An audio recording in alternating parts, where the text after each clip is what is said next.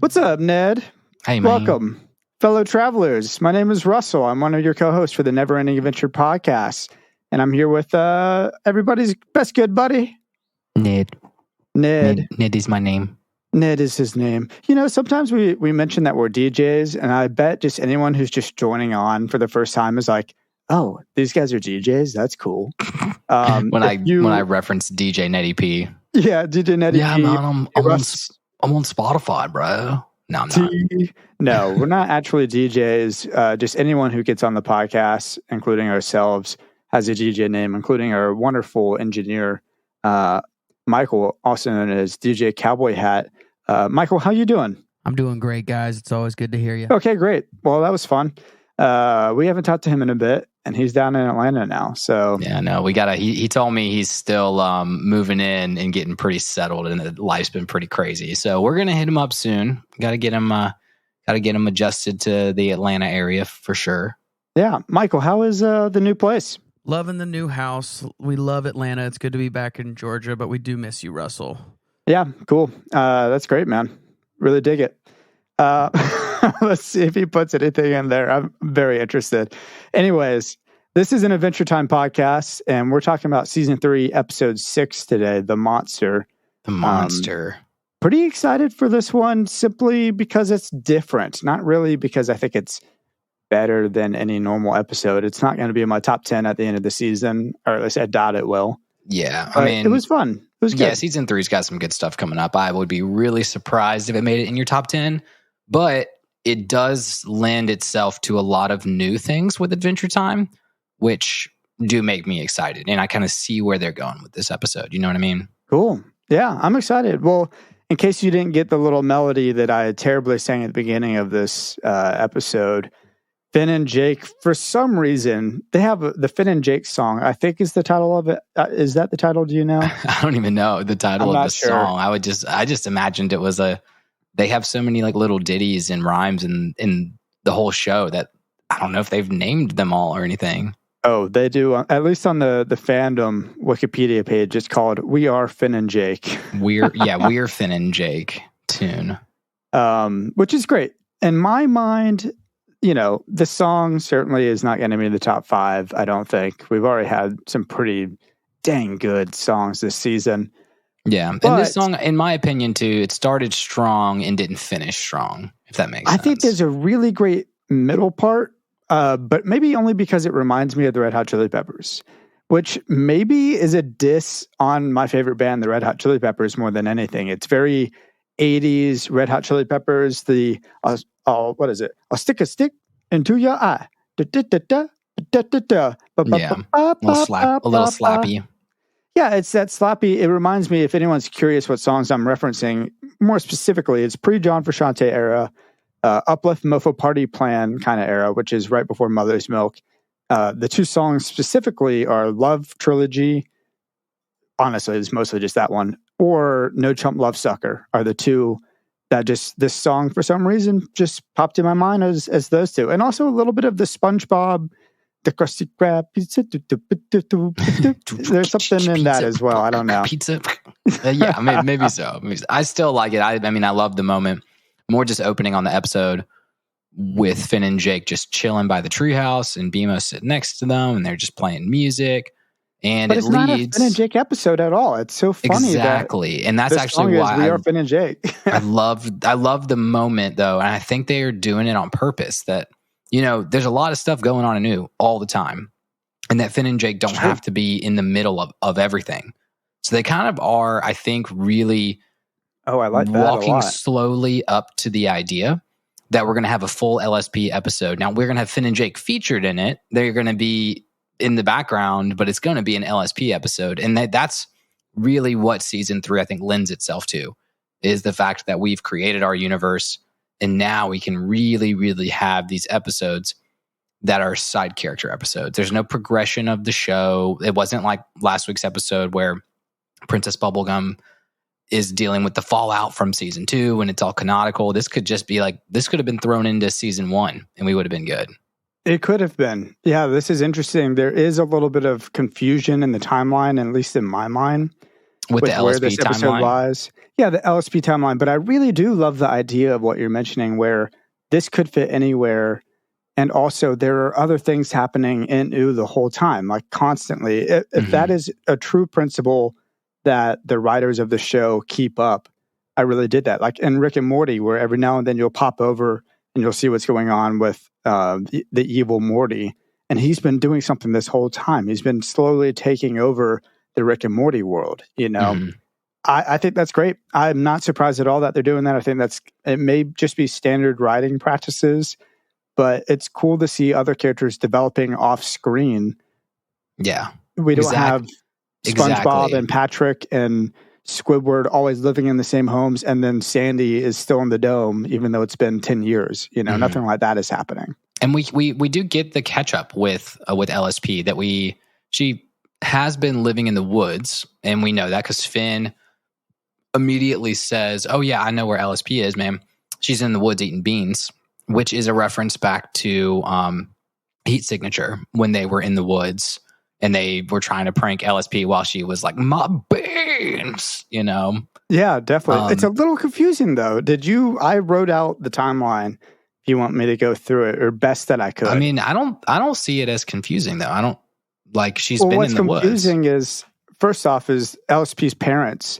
They throw a little bit of a wrench into it, saying she's been missing for a few days, which it's been since, like you just said, actually since To Cut a Woman's Hair, season 2, episode 10.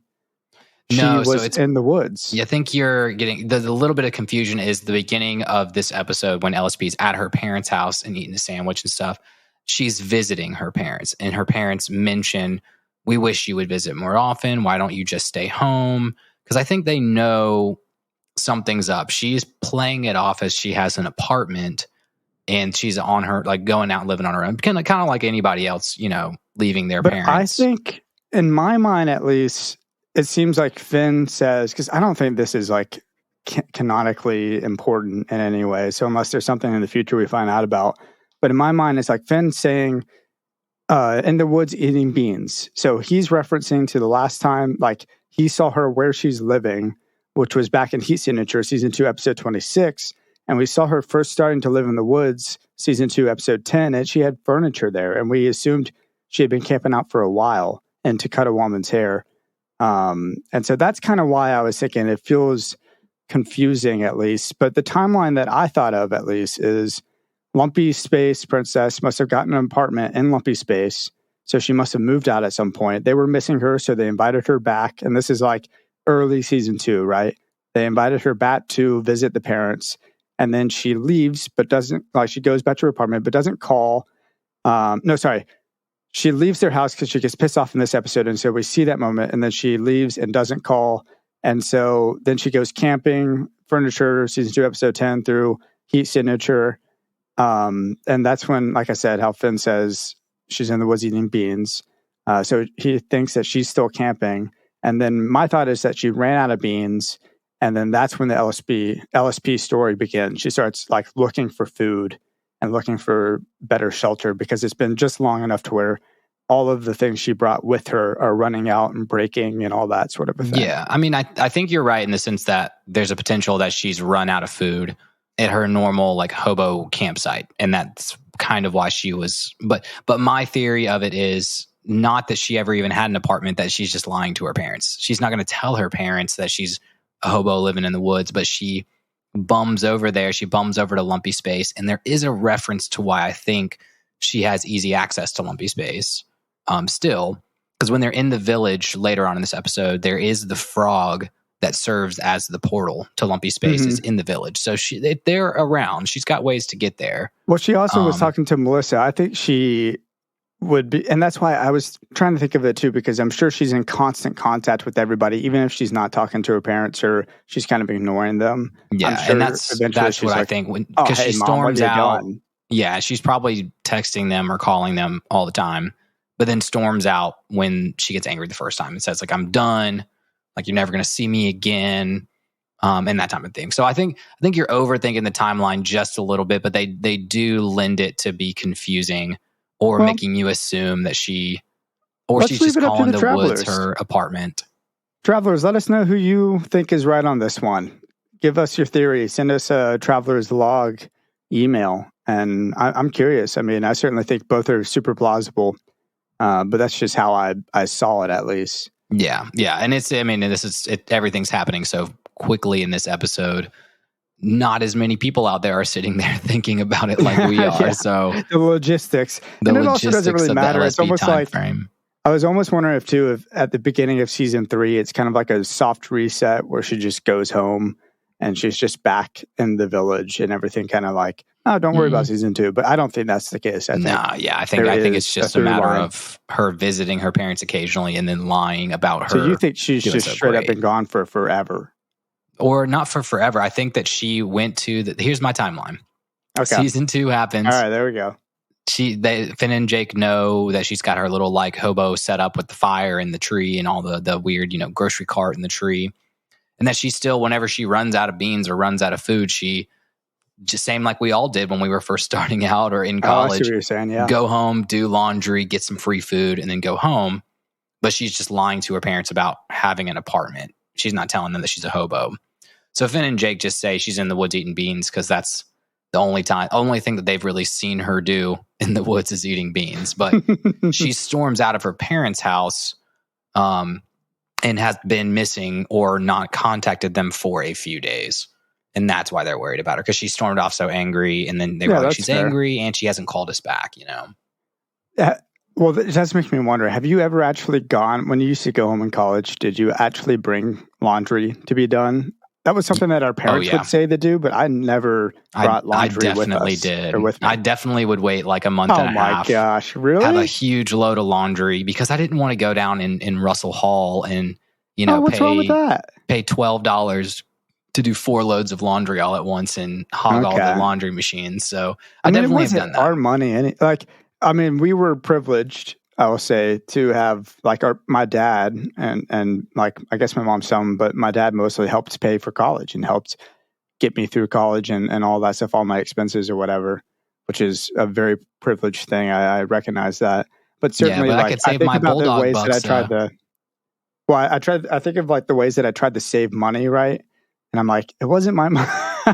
Like I lived in Pineview, like super cheap housing, like $300 a month. And my dad's like, he didn't care. He's like, you don't have to do that. Yeah. But I did it because I was like, it's cheap. I got like 8 roommates. It's wonderful. Well, you spend your money on other things. Like I use the little Bulldog Bucks card or whatever, the college cards and everything like that. Yeah. I was like, if I've got $20 on that, I might as well get, 10 different sodas over the course of the next month. And then just when I go home in 2 weekends, I'll do my laundry then, Yeah. Well, also we'll wrap up the timeline conversation with my timeline thoughts. The biggest issue is the parents say it's been a few days, but my thought was like, maybe they're dumb. Like maybe they just didn't notice and she's been gone and they just didn't realize, oh, actually she's not living here anymore. And also maybe does the time and lumpy space like travel at the same, like, what is, if there's like time if is the same, moves there slower, as it moves is faster, here. is it even is lumpy space even on the like this universe's temporal plane? Yeah, whatever it's called. It's too late to be talking science and physics. Yeah, it's like right at the end of the workday. We both just got off work because I've got buddies coming into town. Gonna go the Broadway. Heck yeah. Broadway. I do have to. I'm glad you mentioned that though, because LSP's mom is for sure 100% my most punchable character of the episode. Yeah, interesting. Her voice sucks. It's like, and I was like, dude, just shut up. Oh my gosh. By gosh. relation and by situation, her dad as well. Are they not the same? They're like the same character. Maybe when you're in lumpy space and you find your partner, you combine. I've always thought of it. I've always thought about that. And obviously I've had a lot more time to think about it than you. Certainly. But it's two become one mentality. You become one lump together when you get married. But you would almost think they wouldn't even care. They're lumpy people. Whatever. Yeah. You could have your own bed for all I care about, you know? Yeah, they show them as being a little less of their lumpy selves in this episode, especially compared to season 1, episode 2, when they were like, super lumpy. You know who my most punchable character is this episode? Who are you going to say? Hulu and HBO Max both are my most punchable characters. I was texting you the night that I watched this episode. I was so excited. We started off the intro, if you go to Hulu or HBO Max right now, is Fiona and Cake. It's the Fiona and Cake intro. It's not a mistake. Is it not a mistake? I thought it was a mistake or just something weird or they're just being random. But I did. Page. I started, it's not a Fiona and Cake episode, but I think it's first of all, I think they just like to do fun things with animation, just in general. We will get a Fiona and Cake episode this season, obviously. Mm-hmm. But what I didn't realize as I was looking into like facts and learning about this episode of the show, that LSP's whole experience with the wolves in this episode, where it's like, Melissa, you want me to cheat on Jake with you know, is very inspired by Jersey Shore, apparently. Yeah, reality TV shows. Definitely. And Natasha Allegri is the one that's a huge fan. She is one of the like show designers, art people, and she was the one that actually designed all of the gender flipped characters for Adventure Time.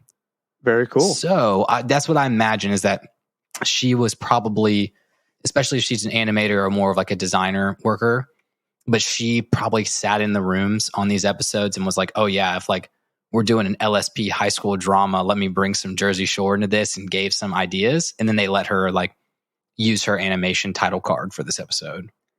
I will say though, on the Wikipedia fandom page, it does say as an error that it plays on HBO Max and on Hulu. So I don't think when this episode originally streamed that it had that title card. I think I'd love to ask the writers. I think it's a nod to her, in my opinion. Just in case, I just wanted to say that in case any of the listeners were like, no, that's not right or whatever. Like, don't worry about like calling us out on it. You know, it may or may not be. It's a cool theory, certainly. Yeah, it's a cool theory, and I'd like to always put the benefit of the doubt there with how creative these people were, that they wouldn't mess something up like that, you know? Well, it's not my favorite show, so I'm going to call them out on it. What the heck? Man, well, speaking of the reality TV show thing, like, I guess we'll get into that. LSP she just creates this narrative in her head. She's like, I was rescued. I can't even do it. I'm trying to go into the voice. I was rescued. I was rescued by wolves. And it's like, were they talking wolves? Or Jake said that maybe. She goes, no, they're just normal wolves. It's like normal wolves. I read their body language. She just creates this narrative. Yeah, she reads their body language or whatever. She creates this narrative in her head that like the mom and the papa wolf like wanted. Oh, she's a special child. She's going to become this like special thing one day. Like we got to take care of her. Mother, no, we have to raise her so she will be a special child one day. Oh, man. I mean, like, I was thinking about this too, and this kind of goes into theoretically speaking of mine in a minute here. Theoretically speaking. Wouldn't it have been so funny, because it was in a flashback. It was in a, like, remembering something. Like a montage, yeah. If she was running with the wolves and we saw Finn and Marceline also running with the wolves in the background at the same time. That'd like in the cool. same pack maybe or something. Yeah, that would have confirmed your theory about the time frame there for sure. Well, we know, yeah, that's true. That's true. And we do know it's in the past to some degree. I'll say it, my theoretically speaking for this episode, every major character is going to at some point, this is my theory, at some point join a wolf pack. All of them, all the main characters. We've already seen Marceline and Finn do it. And they do the, like they've all howled with the wolves. You see LSP also do it. Now LSP has. And I think this might be my most relevant and important theoretically speaking yet, Ned. the most important. Important. Well, the glob, Ned. Oh gosh, you're being so stupid. You don't think it's the most important one yet? No. You really have me like jogging my brain. I know there's a lot more like wolf references, and there's fire wolves coming up in the future. Well, and yeah, I was like, I mean, totally. I mean, I think you're right in the sense that if I'm thinking correctly, there's got to be one other person that I need Ice King. I need Ice King to run with wolves. and I need Princess Bubblegum to eventually take on her fear. I mean, we don't know if she has a fear of wolves. She just had wolves in her bedroom in that one episode. It'd just be more fun if BMO was riding the wolves. That would have been more fun. Dude, BMO is a lone wolf. I think we all know it. Mm-hmm. He's a one-man wolf pack. Well, you haven't gotten to the football episodes yet. We'll get to football. So you'll get a little bit of BMO's not a lone wolf, and psychologically speaking, it kind of drives BMO kind of insane a little bit. So maybe a spoiler drop is there a lot of BMOs? There's a lot of like the exact same. I won't. I mean, that's as far as I'm going to take Buzz Lightyear situation. That's as far as I'm going to take that. All right, we got a Buzz Lightyear situation. We'll make the fans of the show get a little bit excited about those episodes coming down. Come in, Star Command. BMO the Star Command. Come in, Star Command. BMO the Star Command. BMO, it's like BMO to Mo Command. Mo Command, yeah, there you go. But man, we had the reality TV show moments. I love when LSP is just like she's talking about, oh my gosh, like Jessica's cheating on Tony, and she's talking to those other wolves. The wolf's just licking the other wolf's back, and she's like making out with Tony. It's like Tony's going to come back from hunting, and he's going to be pissed. And then Tony walks up, and this is so reality TV show. They're gossiping. They're talking about another character. Other character walks in the room, and then she goes, "Hi, Tony," in like the most awkward, like weird, like totally like not smooth at all way. It was so bad. It was pretty bad. Well, I have some deep thoughts about it. I don't want it could end up into a longer conversation, so I'm gonna save it till after our break here. Are you trying to go to a little commercial right here? Yeah, I think we ought to take a little break because I've got several different deep thoughts about this episode. We haven't even gotten to the fat villagers yet either. But I don't have much to say about them besides they're fat villagers. I might love them, but we'll see when we get back. We'll see. We'll take a little break right now. This week's advertisement comes from LSP Cosmetics. When you need to pick me up, and believe me, you do. LSP Cosmetics has just the thing for you. You've tried their strawberry jam lipstick and their plastic grocery bag dresses. However, their new Monster Mask will have you looking smoother than ever. And that's before you take the masks off. Monster Masks are 95% all-natural ooh mud and 5% lumpy love. Gross. So pick up your Monster Mask today, but you don't need to thank us, because you're welcome. We just made you beautiful. Pizza! What That's a great intro. Tops of the episode, man. Back into the episode. He yells pizza to scare off all the birds. That's your tops? That's my tops of the episode. I like it. I like it a lot. You said you had a Finn quote as one of yours? It's not my it is not my tops. Yeah, I do have a Finn quote though. That he's been a bad boy. I can tell you what. You've been a bad boy. He calls the quest going to get LSP easy as childbirth. He's a 13-year-old boy, and all I gotta say is men. Heck yeah, dude, easy as childbirth.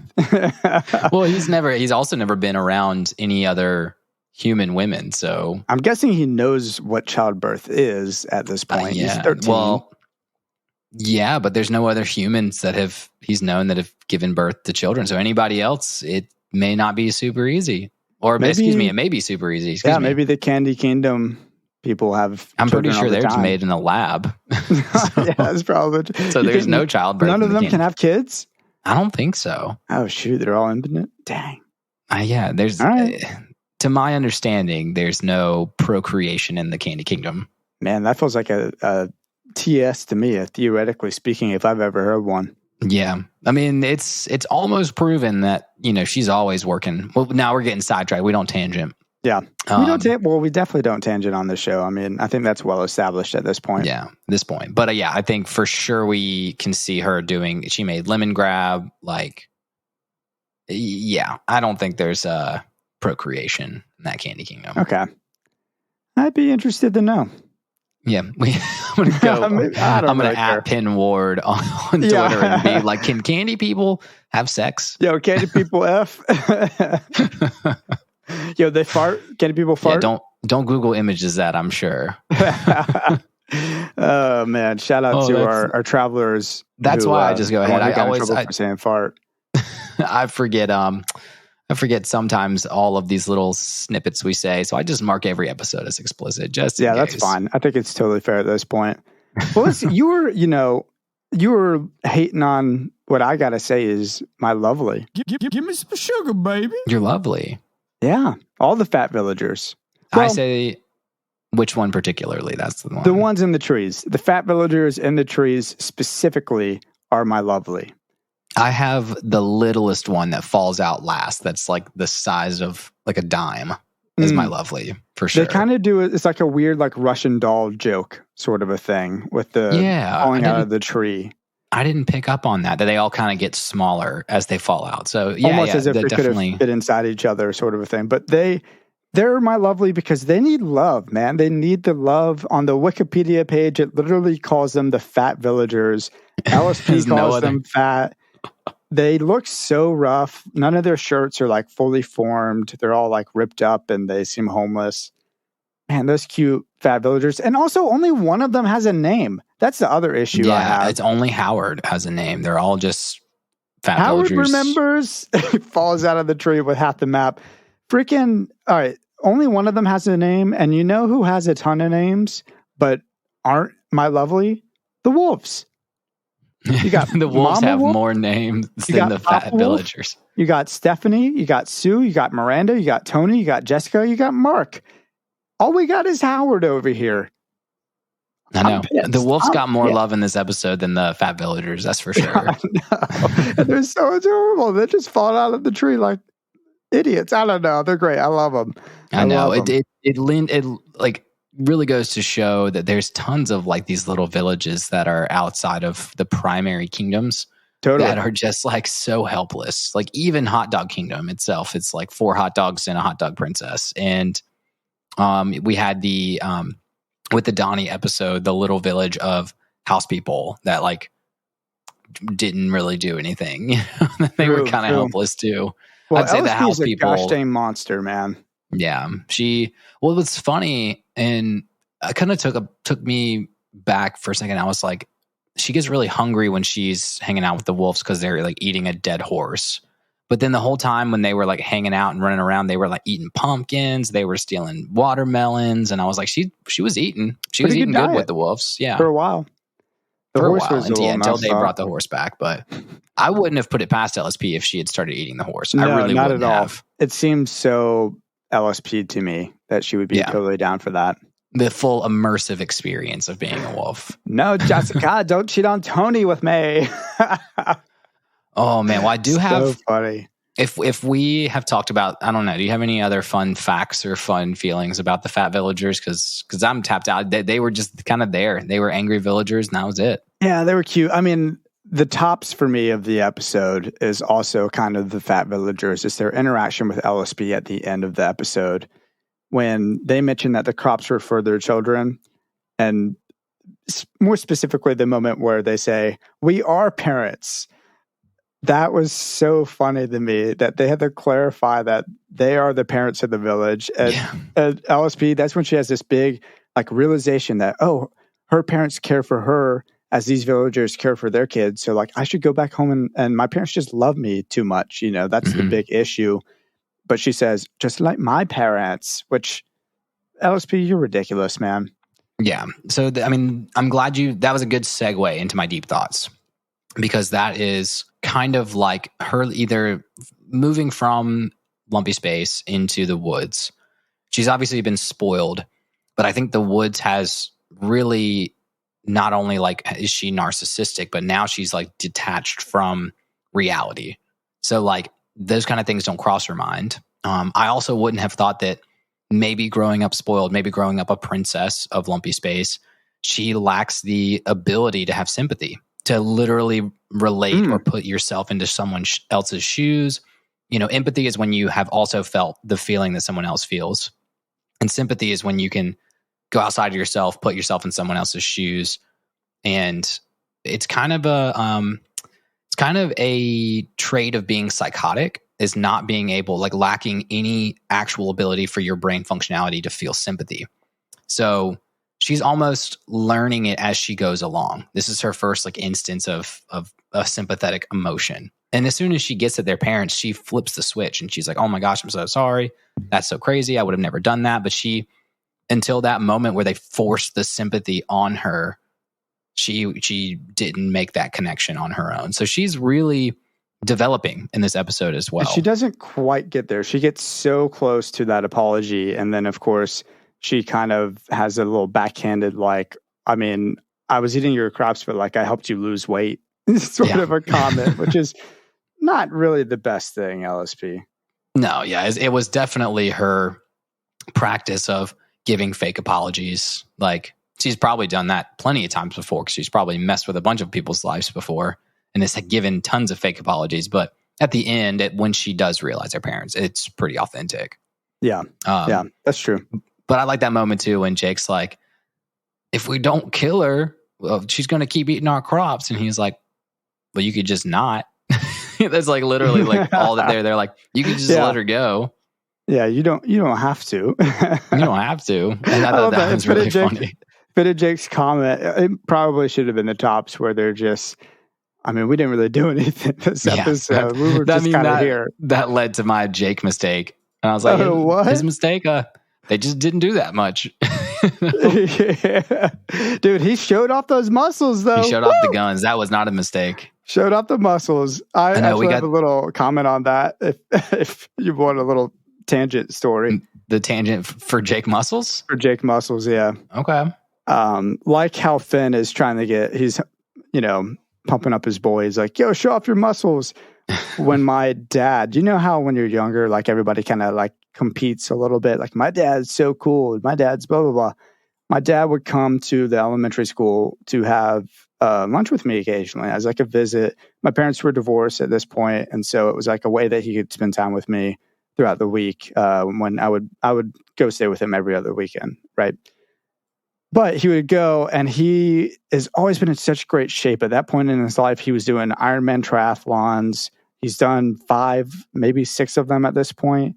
I mean, it's pretty wild. But because of that, he had biceps, right? He worked out a ton. He had great biceps. And I used to be like, yo, I got to see my dad's biceps to like my boys.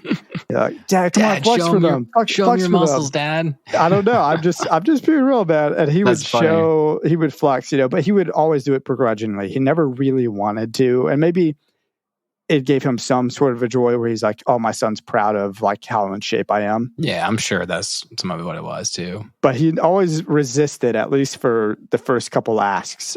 But my friends were always like, yeah, let's see it. And then they were always mind blown. It was so funny. Bodybuilding dad. It wasn't even a bodybuilding. I think it was just a time period where a whole lot less dads worked out consistently. Yeah. I feel you. Especially at that late age, 90s. Too. Yeah. Yeah. Time era. And I was going to say when you have, middle school kids, I'm sure. Yeah, totally. Well, I've got another deep thought if you're open to hearing it. Oh, I'm so open. So it kind of took me 2 watch throughs to get to this point, but I was like, this is a really big coming of age story in general. And I could see lots of little aspects of this episode shine through in a way that a lot of people have experienced, like growing up and things like that. So if we really think about it, LSP has struck out on her own. She's not living with her parents anymore. She is doing a little bit of the adolescent thing. Oh yeah, totally. She gets mad at her parents. She's like, I'm running away.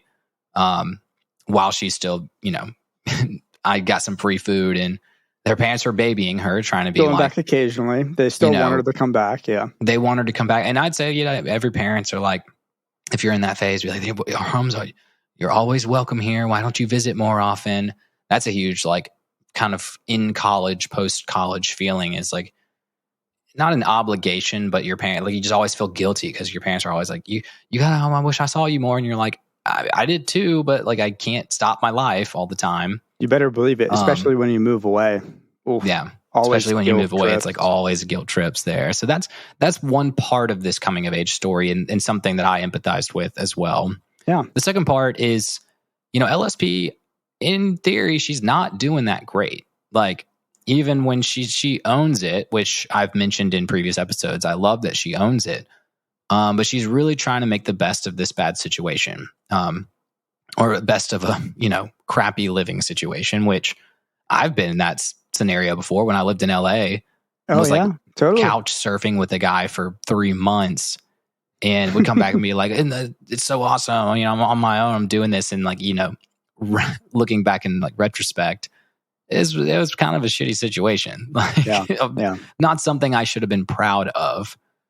But you can also you did it, really, man. It was good. I did it. And it was good. It was a good life learning experience, which I think LSP, maybe if she has the right mindset, she's on that journey of like, I'm just getting life experience. And that's what she appreciates from it. Man, you grow so much in that time period too. Oh, I mean, from when we graduated college to where we were pre-pandemic, I'd say like 4 years out of college and being in Nashville, like I felt like I was a different person in a way. I'm the same person, but I felt like all my thoughts, my ideals, my perception on the world and my parents and my family, my friends, all of that grew or developed in a way, in some way.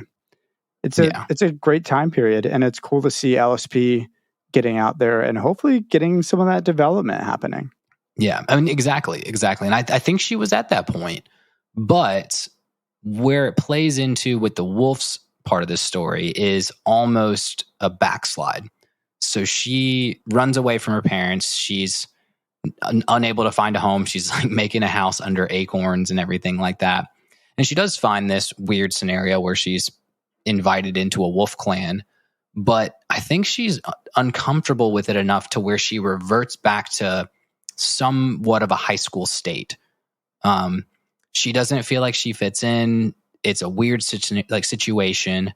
And so she, maybe as a defense mechanism, backs into the corner and starts going, I'm going to make myself important in this family by being the one that runs the drama, knows the drama, And back in high school, that's somewhat of a defense mechanism, is kind of the gossiper. But she tries to make herself relevant in the Wolf Clan by becoming like the center of a love triangle herself, or trying to like run their lives for them. And it's kind of sad. I see it as she was making so much progress from being away from the parents. And this is like a backslide of her going back into like her old lumpy ways and not her new LSP self, and she regrets it. I mean, when she even, I was expecting no remorse or no, attachment to eating the villagers' food, but she felt sad about it. And I think when Finn and Jake find her in the windmill, she's not like, oh yeah, I'm thriving, I'm loving this. She's like, she's not making out with the monster. Making out with the monster in the windmill, which I thought was funny that was very where funny. Finn and Jake Great assumption. thought, they assumed that's what she was doing. But she's kind of in the windmill.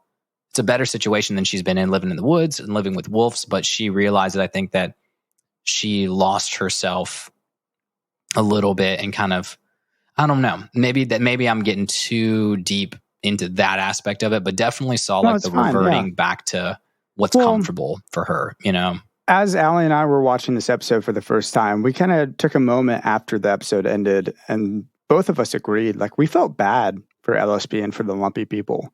They kind of put themselves in these dangerous situations, or like they are danger to themselves is really what it is. Like they're always they're at risk because of their own personalities and their own selves. LSP, she wants to do good, and we noticed that in this episode, like you were mentioning, but she's overcome by her own, that like self-narrative and the apathy that she has, which like slightly misguides her actions at the end as she tries to apologize, but then she ends up just making fun of them for being fat and needing to lose weight. Yeah. She tried. I mean, she almost did it, man. She almost did it, man. Any little sign of resistance in her mood or anything, her environment around her just like pops her back into the lumpy thing. Mm-hmm. And that's going to be her essence. I don't know if there's going to be any point where she necessarily like grows out of that completely. Okay. That's fine. But she does become a bigger non-narcissistic contributor in several future episodes, if that makes sense. Yeah, totally. Which we'll see. Maybe we'll do a later season, like here's the timeline growth of LSP, and kind of maybe we could do an LSP special at some point too. Okay, that could be cool. Well, you know remember this one. What's pretty special, Ned, is our The log. Our traveler's log segment. Nice. You want to get into that? We had a message this week. Yeah, let's get into it. I think you have it. Or am I reading it? Do we know? Yeah, you have it. You have it. Oh, okay. Hold on, let me get to it real fast. Okay, we got a message this week from Austin. He's actually emailed us before, which is pretty rad, and we talked about it on the podcast. He's got his brother listening, which is sick, and he's told his friends. And I got to say, shout out, Austin. That's sick, man. Thank you for doing that. As long as your little brother's not like 8 and we're ruining him with crass language and bad topics. Hey, better us than just kidding. Better us than HBO Max. He wanted to share his thoughts. Yeah, seriously, his thoughts, and he actually has his spoilers. But it's funny, we're past this episode now. Season 3, episode 4, the Hitman episode. When Jake and Finn are making sandwiches, they talk about Meat Man, which love Meat Man. Finn questions whether collecting meat hurts Meat Man, and I believe this is evidence that Meat Man has plausible sentience, but that his language is nonverbal. And in my opinion, and this is Russell talking, that's when this theory gets really cool. Like, he can't talk with Jake or with Finn. He can only give them his meat. I hadn't thought about that when we originally went through the episode that he... Yeah, me neither. Probably don't Jake would know if it hurt Meat Man if he communicated, Well, so he goes on to say, but that his language is nonverbal and or Jake doesn't understand it, since he says that he can't read his mind. Going back to season 2, episode 12, her parents, I think we can use this as world building evidence to suggest that there is sentient meat people, and there is also likely sentient soy people. Yes, Austin, thank you for writing again. Freaking cool little theory about. Well, I'm glad someone else agreed with me, because I remember when we did her parents, and I was like, that means that there has to be sentient soy people out there. There's got to be soy people. That means that it's an easy segue to being like there is sentient meat people, and they maybe live in the same little kingdom together. I wonder if Meat Man just slowly gets smaller every time people take meat from him. I bet that is the case, though. This is like 100-yard high meat monster, salami monster. Is just sick of people taking his meat, and he's just sitting there and like he's given up at this point. And Jake and Finn just kind of stroll up, and they're just like, "Hey, Meat Man, what up, Meat Man? Like, give us your meat, man." And Meat Man's just, begrudgingly giving him his meat. That sounds so bad. Gross. Oh, man. Yeah, we found out in the commercial from that episode that Ned likes Meat Man meat. I like Meat Man meat. Meat Man meat. Meat from a man. Meat from a meat man. Oh, dude. Well, I'm ready to wrap this up if you have no further thoughts about the episode. Yeah, that was really my deep thoughts of the episode. Didn't have as many fun factoids about this one either. The frog one and the reference to Fiona and Cake and the designer there was my best one. Had a little bit of notes on the dagger that Finn picks up, the gold dagger by the thing. Right. Was a kris, and that's a traditional Indonesian weapon. Inspired from Japan, but traditionally Indonesian, which cool. Very interesting that they went with that choice and that the villagers would just have Indonesian weapons. There's one dagger and the rest of them have like farm tools. I thought that was just kind of weird in general. But yeah, man, that was pretty much we're digging into LSP deep thoughts with her development in high school drama and defense mechanisms like that were really where my mind went in this episode. Cool. Well, let's get into our lessons real fast. I got 2 lessons this week. The first one is assuming makes an LSP out of you and me. Okay. And I will just go ahead and say the assuming makes an ass out of you and me is one of my pet peeves. I hate that phrase. You hate when people use that phrase. So annoying. If you use it kind of like as a joke or that's fine and it doesn't bother me. But I had someone who I used to work with, and I won't say where I worked with her, but she would use that pretty frequently. And it was like somebody who just discovered that line for the first time in their life. Like so seriously. She meant it so seriously. And she was kind of Valley Girl-esque. Oh, like actually like trying to make you feel bad about it? Oh, just being like, oh, don't assume things because it makes an ass out of you and me. I'm just like, bro, you are the worst. The worst. Yeah, I'm not going to say too much further about her. But anyways, the other lesson I have is if you see Jessica cheating on Tony, it's best you probably just don't say anything. Just don't say anything. Take the background. Don't start the gossip, man. Yeah, don't be the gossip queen. I had 2 lessons as well. Give them to me. One was don't shit where you eat, literally. Okay. LSP bringing all the drama into the Wolf family that accepted her for who she was. And she tries to bring all the drama in there. So I was like, don't. And then she starves when she gets kicked out. So, and same with her family. She can't eat and she's shitting on her family. The second one is you ain't a hero if you fix the problem that you created. So when she goes back with her parents this whole episode and she's like, I can't believe I saved the village. You might just be an okay person.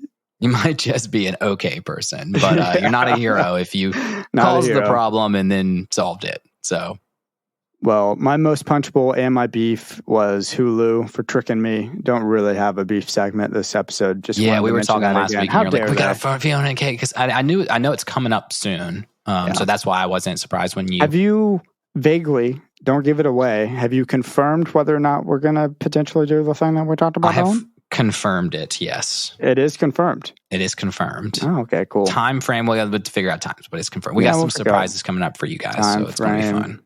No, I don't know, man. It'll probably just be a normal episode. I have a rec, Ned. Okay, give me your rec. One Piece. Have you ever gotten into One Piece at all? I've never gotten into One Piece, no. Y'all, I cannot hype up One Piece enough. I'm very much in that One Piece mood right now. I think Naruto is my favorite anime. However, especially of the majors, there's something incredibly special about One Piece. The way that they go about building the world. It takes time to get into, and I get that it's long, and I get that people don't want to do it because it's 1,000 episodes, blah, blah, blah. But anime, and especially One Piece, is not about the end. I don't want to know yet about Goldie Roger or the treasure or whatever, and I haven't finished it yet, so this is no spoilers. But it's about the journey. It's about the feeling you get when you're hanging out with these people, and you're on the high seas, and you're like, oh, I could be a pirate. And it's just a wonderful story. And Luffy and his gang are just incredible characters. And I highly recommend people go along that journey at some point in their lives, at least up to episode 300, which is where I'm at. It's really wonderful. Nice. Yeah, I knew it was a huge show to take a chunk out of, for sure. Yeah, I think it's the longest running anime of all time at this point. Crazy. Jeez Louise. I didn't know it was the longest running. That's the one where the guy can turn his body part into like anything, right? He's made of rubber. Yo ho ho, chicka bada gum gum. Gaio, gaio, gaio. Dream it. You just sounded insane to me because I have no idea what you're referencing. I think it's like the 4Kids intro to One Piece from back in the day. the old WB Kids. So good, dude. Gosh, that intro is amazing. You should check it out, Ned. I'll check it out. Someday. I've got many other ones that are ahead of that one now. So, but he's a rubber man or a gum. Yeah. If you'd rather me do Avatar: The Last Airbender or One Piece, I think you'd have me do Avatar. I think Avatar. If we ever one day finish this show on a podcast, we'll see. We'll see. Maybe so we don't can do Avatar. Do One Piece until 5 years from now when we're done with one. So, 6 years from almost 5.5, 6 years. What's your rec, bud? My rec? I'm going to sound like Mark Zuckerberg here. Smoking meats. Smoking meats. Smoking meats, food baby. recs. Yeah. I'm out. Well, I was about to say, I think I know why this is your rec, too. I too. cook more every week than I watch cartoons, just time spent wise. You just fixed your grill, didn't you? Yeah, I did. I broke it, and I spent about 3 days trying to fix it because it was a mess, and I got it working again yesterday. But I love smoking meats, man. Sweet Baby Ray's. And someone called Ned out on our social media accounts for this rec segment just being food that he just had. Come on. Hey, mine was a food category and an activity too. It was. So. Well, yeah, I would say, I mean, go the break show your I've been, smoker and go fix it. I'm not going to wreck Stranger Things because that's going to be, No, you know, I like how you subvert the rec Yeah. segment, and there's another segment that we do that you subvert sometimes. And as I listen back through it, I find it funny that I get annoyed, but it's for good humor, right? So it's good. It's good. I know. I was gonna say, well, yeah, my show spent in the last 3 weeks since we've been podcasting have been Stranger Things and Obi-Wan, and I already wrecked Obi-Wan last week. Yeah, we talked about Kenobi. Fair. So yes, that's my wreckish. Mark Zuckerberg smoking run meats. up the hill, run up that road. Stranger Things, so good. Well, where can the lovely people follow us? Y'all, you know where you can follow us. Thank you for listening. Follow us, review our podcast on whatever listening app you listen to. But if you do it on Apple Podcasts, we'll send you a sticker or two. And Ned's been writing some personal notes, which is pretty rad. Send them my way, and I'll write you a nice little handwritten note with my John Hancock on there. And the stickers are sweet, man. They're actually like we ordered them up. They are really good quality stickers. They are. I know. I was thinking I was at a show, Ann Wilson from Heart at the Basement East the other night, and I go in there to use the restroom, and there's stickers on the walls of everything. I'm like, dude, I'm going to just put my podcast sticker on all the walls in Nashville. We need to do a little guerrilla marketing tactics here. That'd be funny. Anyways, Instagram at Never Ending Adventure Podcast, TikTok at Never Ending Adventure Cast, Twitter at NEA_podcast. Email us your thoughts. Get on that Traveler's Log at NEA.travelerslog@gmail.com. We're also on YouTube. And, you know, honestly, if y'all listen on the Podbean app, I don't know why you're doing that. Listen on anywhere, Spotify, Amazon, all that stuff. Like, hey, don't rip on our Podbean listeners. Yeah, Podbean's rad. I love Podbean, but people subscribe on there sometimes, and I've had people be like, "Y'all are only on Podbean." I'm like, "No, dog, we're everywhere." Just literally Google it, and our Apple link comes. This is just a message for the 2 people that are like, "Oh, I don't listen to anything else on the Podbean app." You don't have to. But if you like Podbean app, and we do love Podbean, even though they don't pay us for anything, you know, we pay them. Sure, keep doing it. Just keep rolling. Well, anyways, we'll see y'all next Tuesday for another episode of the Never Ending Adventure Podcast. I have been one of your hosts, Russell. We have a wonderful engineer. Just another shout out to Michael Hitchcock, Cowboy Bebop. DJ Cowboy Hat. TJ Cowboy Hat. Cowboy Bebop. Michael Hitchcock. TJ Cowboy Bebop. Shout out to Allie for creating our logo. And shout out to my wife for supporting me being in the office for 2 more extra hours when we record. Go. Shout out to Jackie J. See you next Tuesday. Partay forever. Love the Jew guys.